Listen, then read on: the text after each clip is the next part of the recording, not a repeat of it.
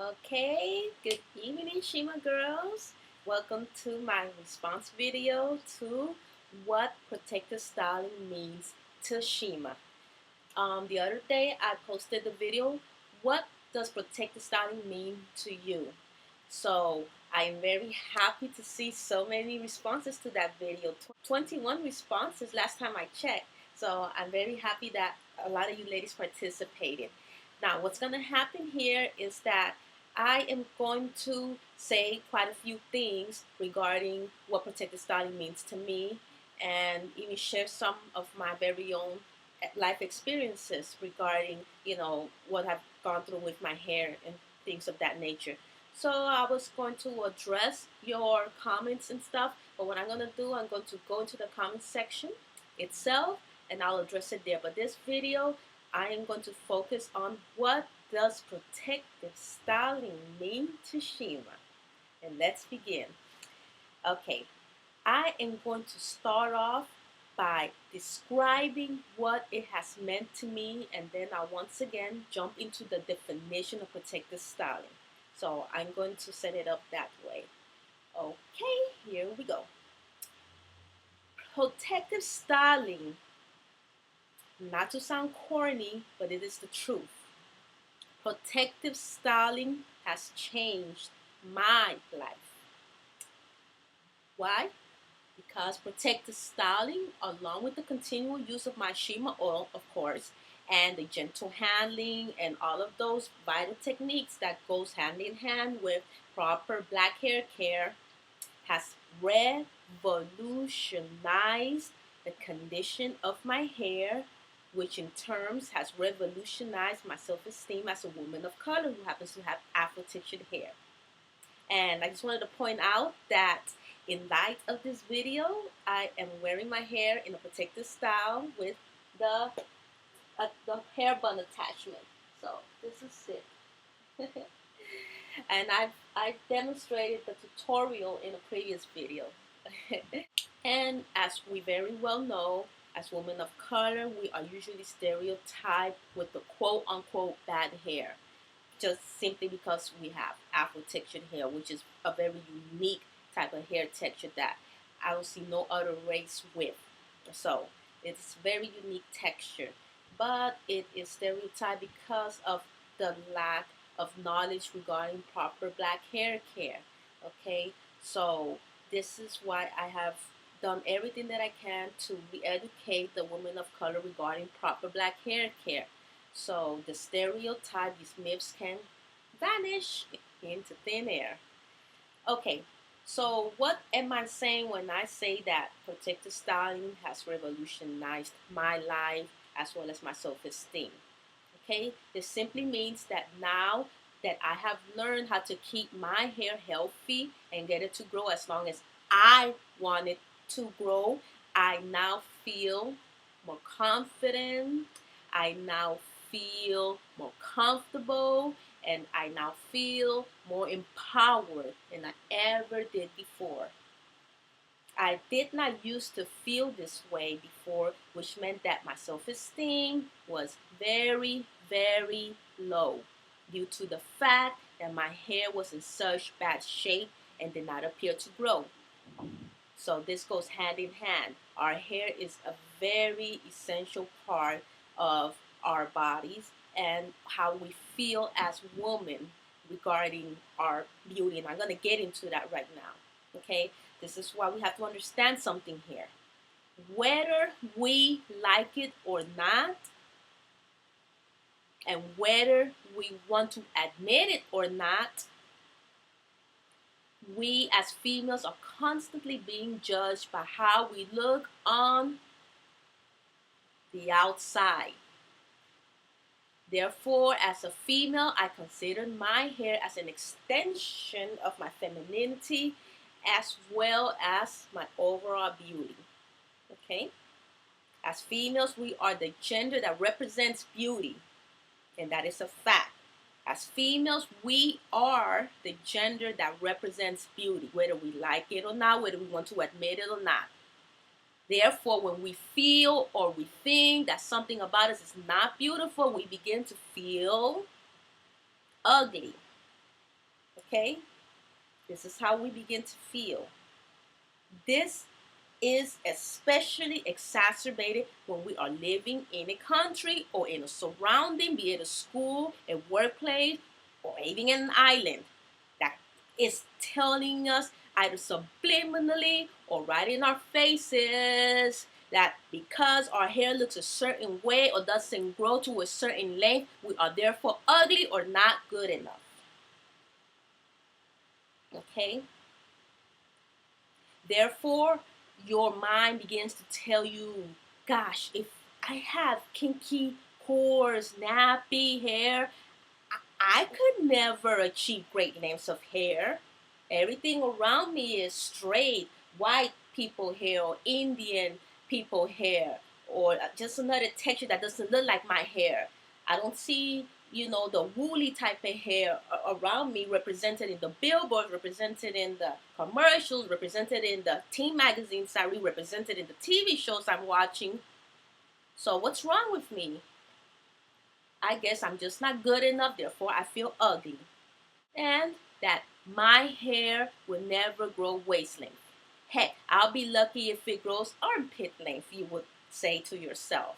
All these negative thoughts will be consumed in your subconscious, telling you over and over that your hair is not good enough due to the surroundings, due to the media, due to television, due to the people who are in power that bring a certain standard of beauty into our lives. And if we don't meet that certain standard of beauty, we're gonna feel out of place. We're gonna feel like we don't belong. Therefore, we're gonna feel ugly. And this is especially evident in our young black females because they're just growing up. They haven't experienced life yet.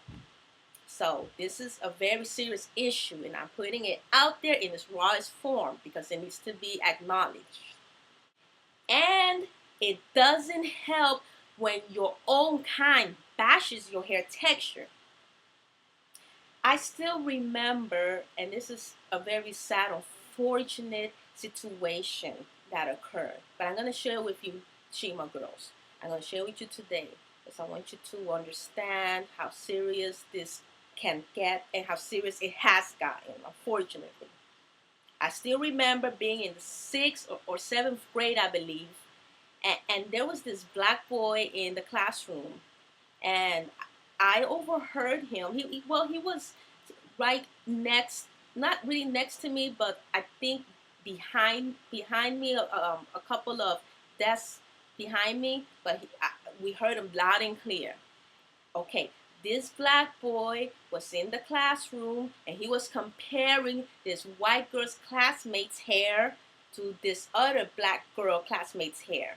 Okay, we were all classmates there. Okay, so the white girl's hair was brown and straight, the good type of hair with the good grade. So yeah, the white girl's hair was brown and straight, and the black girl looked like she was in the middle of a transitioning period, which means that she was allowing her perm to grow out and the roots were showing. And unfortunately, that day I don't think her hair was combed properly, so she really got it that day. Okay, so anyways, I vividly remember this black boy saying to the black girl classmate as he was pointing at the white girl with the good hair, he said something to this effect. He said, "Look at your hair and look at hers. Your hair isn't as pretty as hers. You got nappy hair. She got good hair." It was something to that effect. He said to his own kind, meaning that he was an African American boy and she happened to be African American as well. So it was his own kind he was saying this to. Now, you tell me, what do you think that does to just a kid who was in the sixth or seventh grade? And I am referring to the black girl that he said this to. Do you think that those words just went in one ear and out the other for that young black girl? The receiver of those cruel, heartless words? I seriously, seriously doubt it. Because those are the kinds of evil, hateful memories that stays with you for the rest of your life. And even if you're not thinking about it constantly, it still remains in your subconscious, which means another similar situation can trigger that bad memory at any moment. Or similar words that you got nappy hair, that look at her hair and look at yours. That is some hurtful stuff. That is some hurtful stuff. And it's so hurtful that even though those words weren't directed at me, I still felt the sting of those painful, terrible, vile words. I felt as if I was the receiver of those words. Why? Because my hair was also afro texture, and he was also my color. My hair was also afro textured with the quote unquote bad hair, and he was also my color. So yes, I felt that pain too. So I can't even imagine what that young girl must have felt. Now, going back to the myth that our quote unquote bad hair can grow past shoulder length, this was a serious blow to my self-esteem for many, many, many painful years. For example, me like millions of other uninformed black women in this world regarding the proper way to grow black hair to incredible lengths, I began thinking that shoulder length is as long as my hair will ever grow. So you can just forget about it, Shima. You black girl with the bad hair. Long hair is only for white or Indian girls. You know, these negative thoughts consume my young mind day after day, month after month, and then year after year. So, the day that I accidentally discovered protective styling while putting my hair up in a bun just so I won't have to fuss with my hair anymore, and then I discovered that my hair began to grow due to the fact that I kept the ends hidden away, and I saw it grow past shoulder length. That to me was the equivalent of being reborn.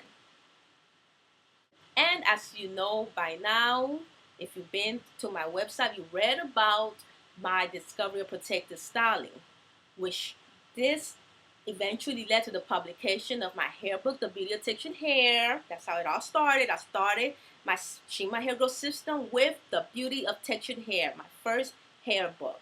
Okay? And then that hair book led to the creation of my Shima oils, and then eventually the rest of my products, my Shima Hairline Cream, Shima Hair Repair Shampoo, and my step-by-step DVD. And just recently, my Shima Hair Repair Leave-In Conditioner. So yes, protective styling, as corny as it sounds, and I don't care, changed my life. Protective styling means that I can now also look into the mirror and say that I can grow my hair as long as I want it to grow. Now, on that note, let's look into the definition of protective styling. And I have gone over it many a times through many of my videos since I started my YouTube channel almost 3 years ago. But due to the fact that every day I gain new Shima Girl subscribers, and due to the fact that still so many women of color are still clueless about this term, I will go ahead and define it for you again in this video. Now, what I always like to do is simplify things so that the average person can understand it like this. Okay, so I'm going to say that protective styling is any hairstyle that keeps the ends of your hair moisturized and hidden away for a prolonged period of time. Now notice that I said any hairstyle. Did I say anything about just wearing braids as your protective style? Did I say anything about just wearing a French twist as your protective style? Did I say anything about just wearing a French braid as your protective style? No. What I said was protective styling is any hairstyle that keeps the ends of your hair moisturized and hidden away for a prolonged period of time. This means that you can get creative, Shima girls. I'm always encouraging you to be creative. Shima girls are creative and create your own version of your protective style. Okay? As long as they keep the ends of your hair moisturized and hidden away / protected for a prolonged period of time. Moisturize, meaning you're going to be shima oiling your hair before you actually do the protective style. And then once you do the protective style, you're going to continue to moisturize the protective style on the outside every day or once every other day to keep the hair moisturized. Okay? Now, let's look at that word prolong. What does that mean? Well, allow me to put it this way. In the case of protective styling, it means that you are going to keep your protective style in place / untouched for at least 7 to 14 days. That means 1 week or 2 weeks at a time. That's what that means in this case. So that you can preserve your hair as long as possible, so that you can preserve the length that is going to accumulate for that particular amount of time.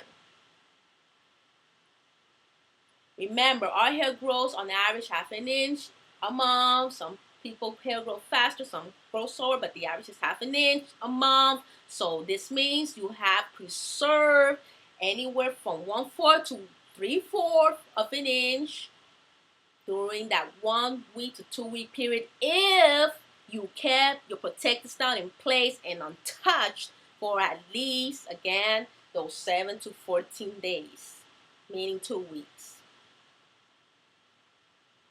So, what are these facts telling you? What are these facts regarding protective styling telling you? It should be telling you this. The longer we keep our hair in a protective style, the longer our hair will become.